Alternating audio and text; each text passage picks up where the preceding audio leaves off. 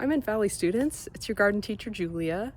I just wanted to make a little video from your garden to kind of show you how it's been changing and growing since you've been away, and also to just let you know that I miss you and I'm thinking about you, and I hope things are going okay as you're doing some remote learning, and I'm looking forward to getting to be with you back in the garden whenever we're able to do that. So yeah, I want to give you a little tour of the garden, show you how it's been changing, and there might be someone else here who wants to say hello too. And yeah, we're both really excited about some of the things that are growing in your garden. Let's go check it out. Hey, who's there? Hi! Hey, do you remember me? I'm the grumpy garden lady, Julie, from Mint Valley. Your garden. It's here waiting for you. Come on and look. Amatila, you cut it all up and you can put it in your salsa. That's one of the biggest plants we've ever had. There's nothing on it, but... It's getting close. If we look in there, whoop, Whoop. I just made the fruit fall out. Can you open it up for us, Julie? Yeah, look. Remember those? Oh, there it is. A little fruit in its little package. Here's your fruit. Yeah, it still needs to grow a little bit more, but we could make some nice salsa. Look, Julie, if you want to hold kind of this part up for us, these individual strings right here, they're actually tubes. Those are hollow. They're tiny, tiny tubes. What's in them? Or why do they have? That's a great question. So this is actually the way that the pollen from the flower of the corn gets to the fruit of the corn, or the seeds, you know, because when we eat corn on the cob, we're eating those little kernels, and that's the seeds.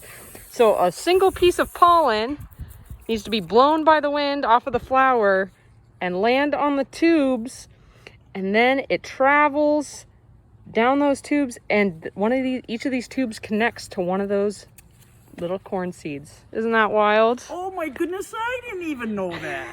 We're always learning, aren't we? Wow. Go ahead. Boys and girls, look at your garden. You got purple cabbage. So pretty. I bet you all know green cabbage, but we've got purple. And guess what? I've got purple shirt on to match the cabbage. All right, I wanted to show you a couple more plants over in this part of the garden. This one is super cool. It is about as tall as I am. I'm not super tall, but it's pretty rare to see a plant that gets taller than I am. And this is an onion. And this is a really good example of a plant that sort of transforms throughout its lifespan.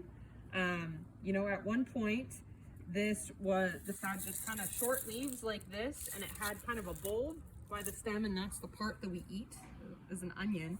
But since we left it in the ground and let it keep growing, it was like, okay, well, it's now the time in my life where I need to make seeds. And in order to make seeds, I need to make a flower. So this is actually an onion flower. And if we leave these to grow a little bit longer, they'll dry out and a seed will form in there, and we'll be able to shake it and the seeds will fall to the ground. And another plant that sort of transforms, maybe not quite as dramatically as other ones, is a sunflower, right? We recognize that when it's nice, it's got its petals and it's nice and yellow in the center. And then we notice the petals start to kind of dry out, and these little teeny flowers in the middle start to get more pronounced. And then here's one that's even farther along. See how it's getting even more dry? And you can see how the seeds are really starting to form in there. Let's see if I can find a really dried out one. This one isn't too bad. We can look and we can actually see the little seeds are at the point where they can fall out and fall to the ground and start the life cycle over again. So, pretty cool. I bet you can figure out what this is. This is our new grape plant. And it's a baby one, and we're making it split so it can go on both sides of the fence. And pretty soon, in another year, grapes, grapes, grapes. What we have here is a trunk of the tree, and it's an apple tree, and it's doing what we're called espalier, which means against the wall in French. And you know what? It makes it also very easy so that you can come over here and you can test your apple and just twist it a quarter. And then if it's ready, it'll pop off. Lunch! One plant that's growing in here, it's one of my favorites. This is called a mouse melon plant.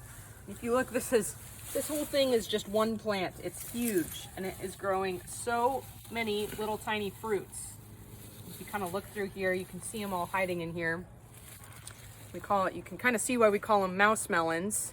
Looks like a mini watermelon, but if you taste them and open them up, they're actually a type of cucumber, like a tiny cucumber. And look at how big those seeds are compared to the size of the fruit. So those are really fun. And if we look over here, you can see that they actually like to climb. You see how they're kind of hanging onto this trellis? A bunch more up here. And they're kind of sharing this area with another one of our favorite plants. You probably remember these nasturtiums, right? Are really cool edible flowers that make us feel like we're the hummingbirds who like that sugar water that Julie made for them. So if you just take a bite off the end and use it like a straw, you can taste some of the nectar and you can pretend to be a little hummingbird. All right, Julie, what are you working on? Well, I've got some water and it's got sugar in it called sugar water. And this is what hummingbirds, this is what they eat all the time. They move so fast that they have to eat all the time. And they don't have teeth, so they have to drink a lot of sugar water. Mm-hmm. And this is the Mint Valley Hummingbird Feeder. Nice. And so once you get it ready, you have to hang it so they can eat from it. Nice. And here we go. And that's how they have lunch, and you should have lunch too. Come back to your garden. It's waiting for you here at Mint Valley. Hi students, I wanted to show you this beautiful dahlia. Kind of unexpected, a little bit late in the year. Usually we see these much earlier in the summer, but even at the end of September, beginning of October, seeing a dahlia, it's so beautiful.